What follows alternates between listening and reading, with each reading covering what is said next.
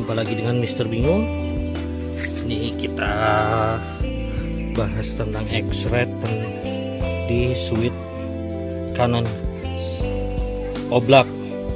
Ini penyebabnya karena dudukannya ini patah.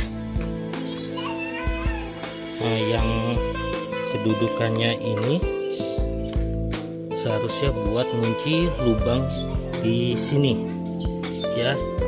Jadi ngakalinya ini kita kasih sesuatu biar ada tonggolan lagi supaya masuk ke dalam sebagai pengunciannya. Ini dibuka dulu.